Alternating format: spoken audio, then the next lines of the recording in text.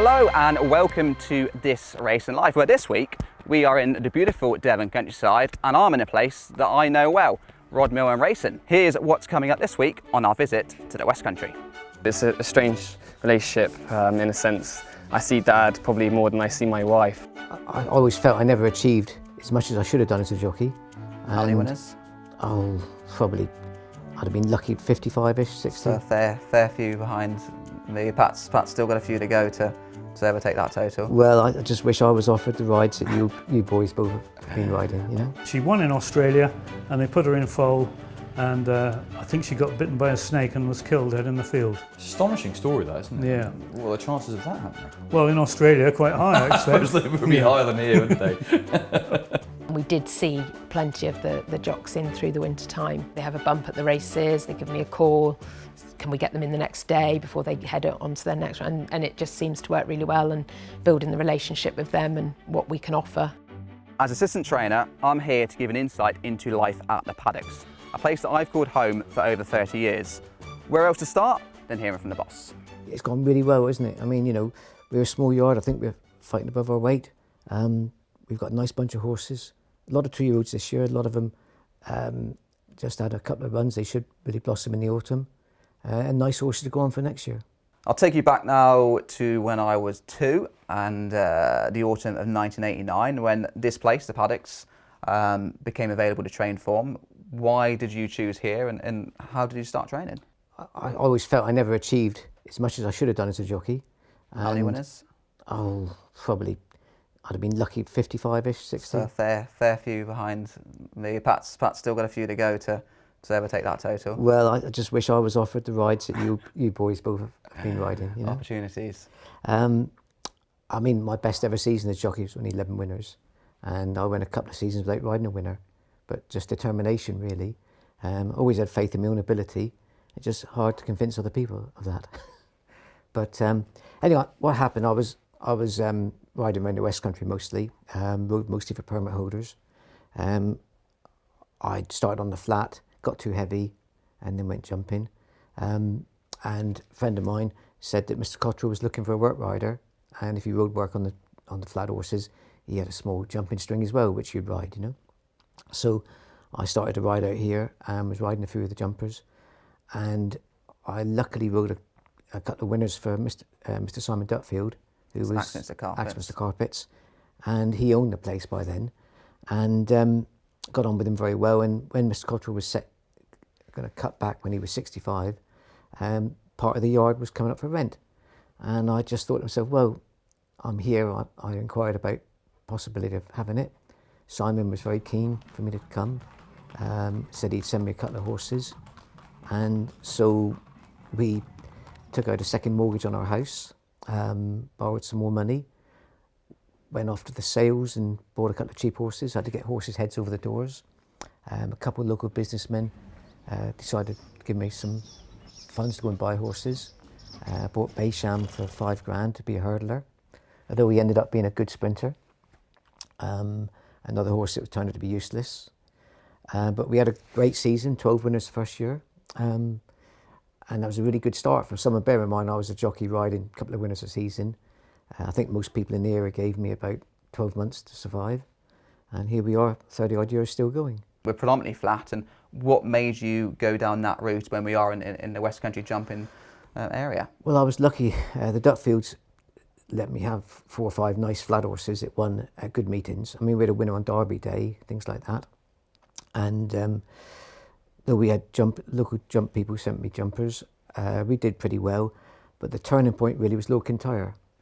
We'd gone through a bit of a quiet patch.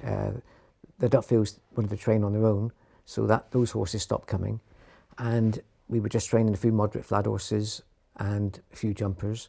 And I'd actually gone right down. We only had a couple of winners in 95. Things were looking a bit dire. And luckily, I met a guy, Colin Lewis, who had good jumpers, David Barron's, which I'd looked after, and managed to talk him into having a horse for me.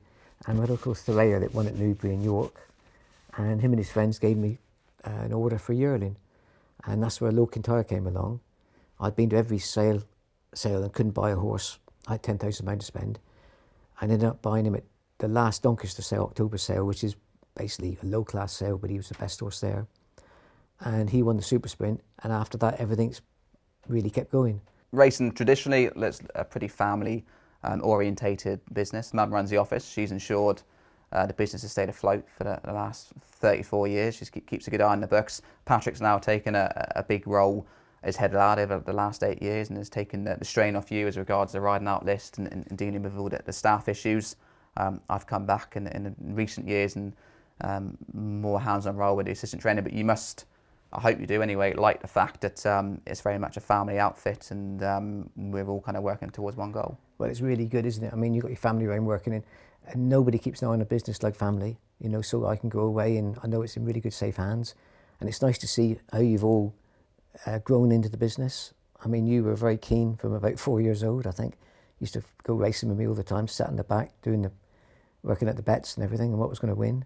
Yeah. And what happens with a trainer? When you start training, all your owners are older than yourself. You know, that an owner likes to have a young trainer. And luckily for us now, I've got you and Patrick in the business, so I've got my older experience, and you've coming in, you've got so much enthusiasm, and you come up with new ideas, which keeps us at the forefront of modern ideas.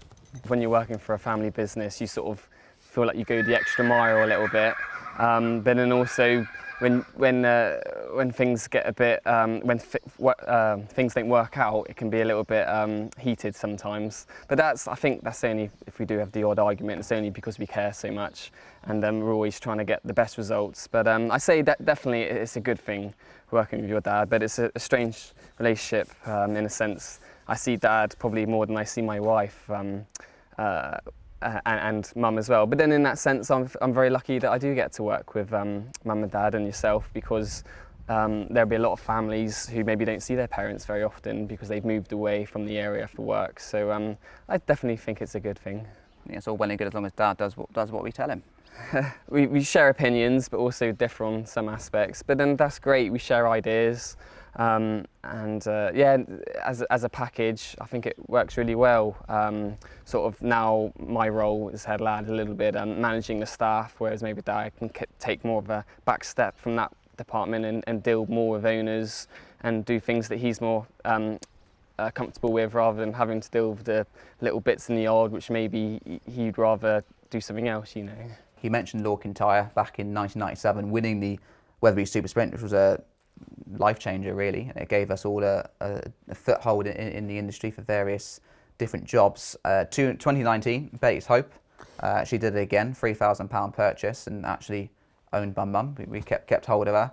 It's a race that means a lot to us, and this year we've got a couple of chances, Beanham and Crooked Crown. You must be looking forward to running them both in that race as well. Yeah, we are. I mean, they're two nice fillies. Beanham has shown some good form, and she goes straight to the race now.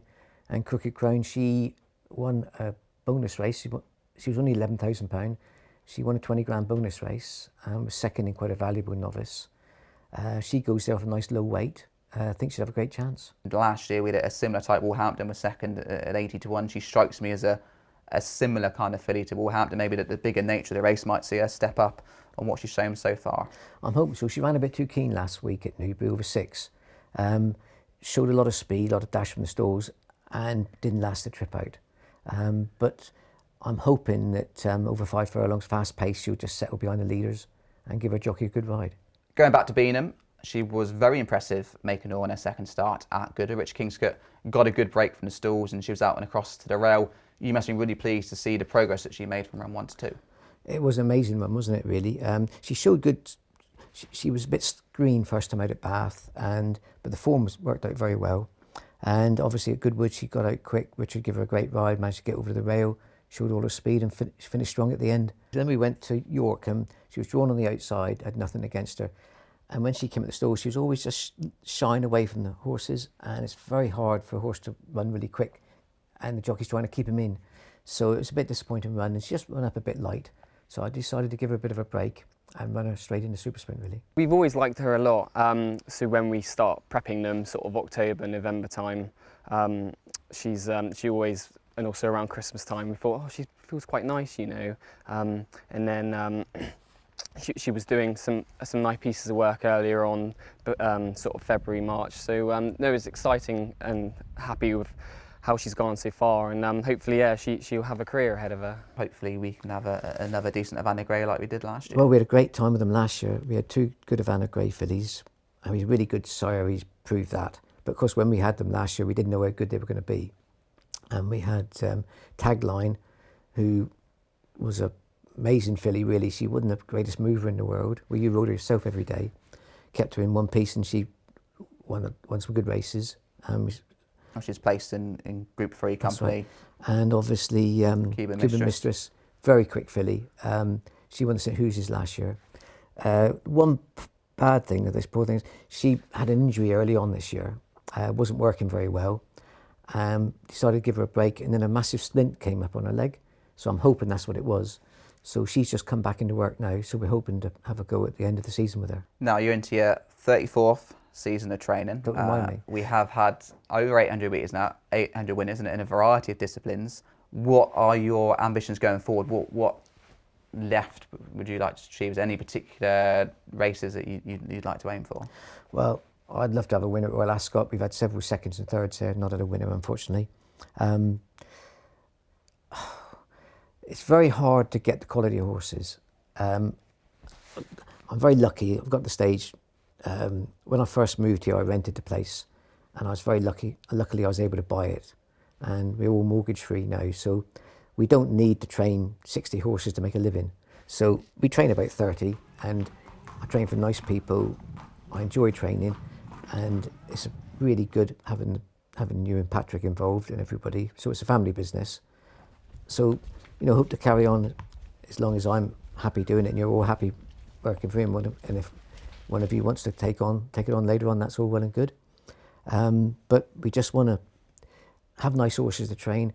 I'm under no illusions. We're not going to have, I'd love to train more black type horses, obviously, but it's just nice to be able to carry on training and enjoy life, really. Just a few miles down the road is home to another Devon flat trainer, Stuart Kittow, and Tom Ball went down to meet him. James, thank you. Come rain or shine, inclement weather is no barrier to this racing life. And we have hot-footed it to see Stuart Kittow, whose family is synonymous with the surrounding area, to talk about his racing pursuits as a rider and his travails as a trainer.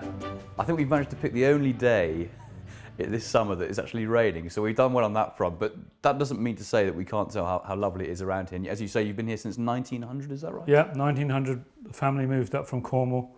They drove the cows up, but walked them up rather than before transport, that was. Yeah, but the family farm has been split over the years. My cousin farms just up the road. My father and his brother, they split the farm, and now we'll end up splitting this one, I think, as well, because our family seems very good at producing boys, so they all want a bit of the pasty. So where does your amateur riding fit into all that? Well, I started riding in point to points when I was 14, actually. Father he had a brood mare. She wasn't a thoroughbred. I think she was an Irish draft mare, and I rode her first offspring. First time I ever rode, I only got as far as the open ditch. Never been so fast in my life. And never fallen off so fast as well, I imagine. No, quite. But it's an experience I really enjoyed. I've always liked riding. I was out hunting when I was 5 or 6. I used to ride a cow before we had a pony. Yeah, Not quite so fast on the cow. No, but it's just as risky. Yeah, I can imagine. Yeah. No saddle or bridle, just had to sit there, yeah. And I did read rather a funny article, actually, in preparation for this, that said you rode in a race at Newton Abbot, in which 5 of the 7 horses didn't finish, and then your saddle slipped as you crossed the line, so the judge had to work out whether or not you'd won or not. Yeah, we were lucky to keep that race. The saddle actually slipped jumping the second last, so I was holding on round the neck over the last fence, and I just managed to keep intact until we got over the line. So it was a lucky one, because that's my only winner under rules. Oh, there you go. Yeah. In quite dramatic circumstances. Well, it was. And that's not the only kind of dramatic race you were involved in. No. Fairly early on in my point-to-point career, I was pretty green. I was I think I was only 15, and I used to come home from school and, you know, just at the weekends, and Dad would take me point to pointing, and he put me on this mare. She'd only run once before, I think. And anyway, I was in the lead, and it was a figure of 8 course, and I took the wrong course. And I actually jumped one fence backwards and met the other horses coming towards me. So then I sort of turned around and joined in with them and finished the race. I did get called into the stewards afterwards, but they were very lenient on me because I was so young and inexperienced. And obviously I was really disappointed in myself, but they were very kind to me, and you know, I didn't make that mistake again.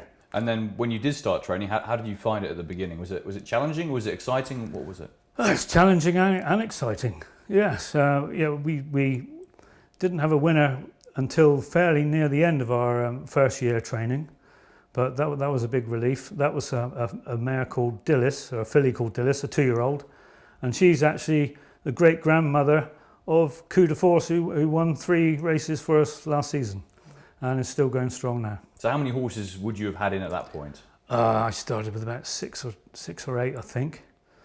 Yeah, so we've gradually got a few more. We're only a fairly small operation here.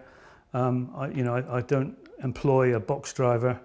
I think I can get to the races nearly as quick as someone in a car with a 2-horse box. You know, I don't waste too much time, and you know, I can kill 2 birds with 1 stone, I think. Yeah, you talk about that small team. It's a lovely little group of people, isn't it? Yeah, they're all local girls, and a couple lads. David Noonan comes in sometimes when he's not busy, and they all get on really well. We've got a good mixture of experience, and you know, so they can help the young girls, and we muddle along quite well, I think. I've been around a bit. I was in Canada for 20 years before I came back here, and I was in America for on and off 10, 20 years, I think, in America.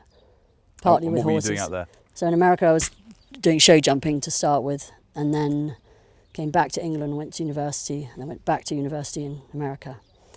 So I was about 10 years at university, and then I met my husband during that time, and then we bought a horse and got into racing. It all happened. Not planned, but it happened.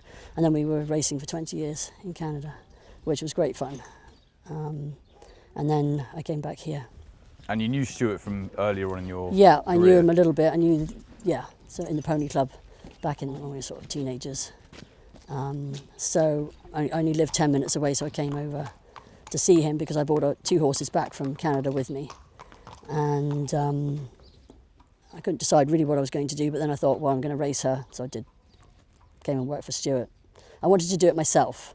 I didn't want to put her in a racing yard. I wanted to do it myself, so he let me do that. I suppose in this part of the world, it would probably be more known for being predominantly a jumping area, but you're one of the few flat yards. Rod Millman not far away as well. Yeah, I think basically there are only the 2 of us, really.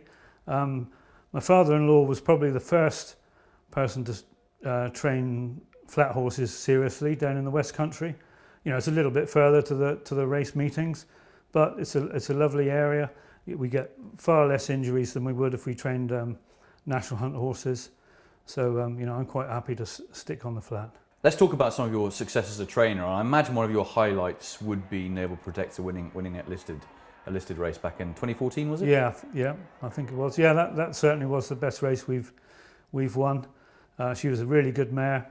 The girl that used to ride her, as soon as she did her first half speed, she knew she was something different. You know, she could just tell, and she did really well for us. But unfortunately for the owners, they offered big money to go to Australia, and the owners couldn't say no. And I suppose if you win a listed race by 5 or 6 lengths, which is what she did in very easy fashion, you're going to get those big offers, aren't you? Yeah, absolutely, and I think all trainers are in the same position, even the big ones. It's just unfortunate that, well, I was hoping that she would breed and maybe the owners would have sent me one of her foals, but when she won in Australia and they put her in foal, and I think she got bitten by a snake and was killed out in the field. Astonishing story, that, isn't it? Yeah. What are the chances of that happening? Well, in Australia, quite high, I I expect. suppose they would be higher than here, wouldn't they? And in terms of other career highlights for you, what would you put in there? Well, early on, we had a good handicapper called Gilded Flyer, and he won a good race at Chester in May. That was just my second season, I think, and then that was the highlight of my career until Noble Protector came along, and more recently, Beyond Equal. He's been a good horse for us. He's won 7 and quite a bit of prize money. He's 8 years old now, and I think he's not as good as he was. Put it that way. And the ground's a little bit firm at the moment, which he doesn't like. So he's having a 3-week break out in the field, and we'll bring him back for an autumn campaign. He's a proper stalwart of the yard, isn't he? Yeah, He's very popular here. He has been. Yeah. He's always been really quirky. He does his things his own way, but he's still a good horse, and I think in the autumn he'll be well handicapped. You obviously train very close to Rod Millman. I imagine you've developed quite a friendship over the years. Yeah, Rod and I get on really well. He uses our gallop when he needs to, and vice versa. And we're really friendly, but there is still a little bit of rivalry between the two of us. But he's having a great season, so even though there's rivalry, it must be nice to see that. Yeah, I mean, we wouldn't be doing the job if we weren't competitive. Of course. He is, and so am I. And we both pat ourselves on the back, or pat each other on the back when we have a winner. But we do get on really well. And your 15% strike rate this season isn't to be sniffed at either. No, I mean we haven't had the runners, or we haven't got the firepower that Rod's got. He's got quite a few more horses, but 15% is not too bad, is it? We have drop-kicked our way down to Taunton Rugby Club, southwest hub of the Injured Jockeys Fund, a centre that opened up earlier this year and is now fully functional and up and running. Welfare liaison Katie Stevens is on hand to tell us more. This is totally new for the southwest, and one that arguably was always going to be well used because of the amount of jockeys that reside down here in the West Country, and now they haven't got to trek to Oaksey, and just being on the edge of the M5 as you've seen today. I mean, most of the jocks have got to sort of come via this sort of route to get on the M5 to go north. So yeah, it's a great location. And obviously you look after injured jockeys, but what exactly is it that you do here? So we have a resident physio here. Adam Rutter is our physio. He has a private clinic, and he also looks after the rugby team. So, adding the jockeys to his kind of remit is he's dealing with sports people. So it's a good fit. Because this is shared by the rugby club as well. Yes, yeah. So, but he's used to treating people that want to get back to sport. He knows in tune with how they're sort of their focus and their brains work, which is great. And then we have a strength and conditioning coach here as well, who great help with those that are sort of post-injury. Adam does much of the work with them from the physio point of view, and then they move on to sort of the S&C, which tries to help them prevent re-injury and make them stronger, really, to sort of as a preventative measure, which is great. So and then we've also have a neurophysio here on 1 day a week. And it's kind of anything goes. It's a great base. Anything that the jockey community and even the retired jockeys, I look after and help a lot of those down in this area too. So it's just building, and there's nothing that we can't sort of look at and do. The acid test is going to come in the next jump season when I imagine, is going to hope that everyone knows you're here. Yeah, and I mean, March was the official opening. We'd been going for a few months sort of before that, and we did see plenty of the jocks in through the winter time. Really appreciative, I think, of the fact that somewhere on their doorstep now, they have a bump at the races, they give me a call, can we get them in the next day before they head on to their next one? And it just seems to work really well, and building the relationship with them and what we can offer. It's going from strength to strength. I imagine you've had some pretty positive feedback as well from the jocks. Oh yeah, without a doubt. And the fact that now as well, like even if they've sort of have that temporary injury where they then have to sort of go through the return to ride assessment, they can have those down here now too without having to go up to Oaksey. Lots of them still going to Oaksey, obviously, but this is much more of a sort of step up, step down. It just means that maybe if they go to Oaksey and have intensive treatment, rather than it just coming to an abrupt end, they can be sort of pushed back out to down here, and then that good work continue without them just being sort of dropped. And equally, some of those injuries that are just sort of niggles that don't really warrant them going up and residing at Oaksey, we can help them with here. You know, in actual fact, Adam works very closely with the physios, you know, up there, because quite a few of them, up until having this sort of facility, will have engaged with Oaksey. But yes, so he works closely with those as and when needed. We've come down to the rehab centre here in the Taunton hub of the Injured Jockeys Fund, and as you can see, there's plenty of action going on behind me. Jockey Josh Newman alongside physio Adam Rutter, and I'm going to try and find out exactly what is going on here, because yeah, it all looks pretty fascinating. Let's have a look. So Adam, sorry to interrupt you, but mind just explaining what you and Josh are doing here? Yes, as long as Josh doesn't mind. 3.5 weeks ago, Josh came into the clinic after having a bit of a rotational injury leading out a horse.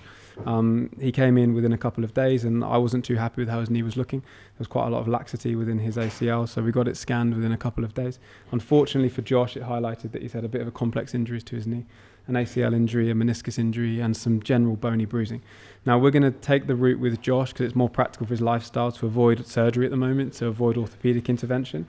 But what we're going to need to try and do is to build his robustness and get his strength and the general function of his knee back up to scratch as quickly as possible. So we're still early days, but Josh is doing amazingly well with regards to his pain and his function of his knee. So we're just getting his hamstrings firing up and just getting his body moving again, hopefully getting him comfortable so he can live his life and get back. Well, actually, he's already riding. So get him riding as comfortable as possible, as quickly as possible. You know, it's very, very impressive though, especially that Josh is still riding. How's the pain generally, Josh? Yeah, it's on and off sore. As long as I look after it a little bit, it's not too bad. And what would the kind of general time of recuperation be, do you think? How long is it going to take before Josh is properly back to normal? I mean, he's already surprising me, the fact he's 3.5 and already doing as well as he is. So we're going to commit to a solid 3-month block of getting him as strong as possible, whereas the surgical route would be committing to like a good 9 to 12 months of rehabilitation. We're going to bypass that 6 month that the surgery needs to kind of, we'll start the process a bit slower. I think within 3 months, Josh will have a really good understanding of whether the conservative management is going to be the right option for him. I think he'll be where he needs to be. Lovely stuff. And Josh, just finally, how important is it that this hub has opened up around here for the Injured Jockeys Fund? Oh, it's a massive help because this is 30 minutes away from home, whereas if I was going up to Oaksey, it's a 2-hour drive. So I can pop over here as many times as they want me to or allow me to, just to get as strong as possible. And yeah, it's only good for the area. I suppose when the jump season comes around and injuries start being more frequent for jockeys, how would it work in terms of appointment times and trying to sort out everyone to be able to see Adam or the strength and conditioning? Yeah, well, Adam and I work really closely, and generally what can happen is, you know, I might see a fall or know that someone's going to be injured, and you can kind of preempt a situation, and then even if Adam's got a busy diary, he'll generally shoehorn somebody in, and it's worked really well, to be honest. He's not twiddling his thumbs, but he's got other clients to see, but we can get the jockeys in as quick as we can, really, and you know, we've not had a problem yet, and I mean, you know, hopefully it will grow, and you know, we might get to a point where we need to have it just for jockeys somewhere, but at the moment the relationship's great, and the fact that the base is here, and he's allowed us to sort of, you know, be proper IJF in residence, and yes, so it's good. And what would your main ambition and aim be for this hub? It'd be nice to think that, you know, we get to a point where, you know, all the jockeys down here are using us for one reason or another. I'd love to grow the, as I showed you, we've had the equisizer here, and it'd be nice that the jockey coaching could sort of grow here as well. And just the very fact that people think they can come here and ask me if they need support in anything, you know, like, you know, there's a big push now on the mental health support and things, and and the nutrition, and you know, if the jocks come here and say to me, oh, could you run this or could you do this here, that's what we would aim to do, and I think that's my mission, is that we will try and deliver what they want. That's it for the latest edition of This Racing Life. Many thanks indeed to Rod Millman, to Stuart Kittow, and thanks too to the IJF, all for opening their doors to us. It's hard to believe we've nearly come to the end of the latest series after so many fascinating and informative weeks on the road. But next week is the final episode of the latest series of This Racing Life. It will certainly not be one to be missed. Watch live racing now on racingtv.com.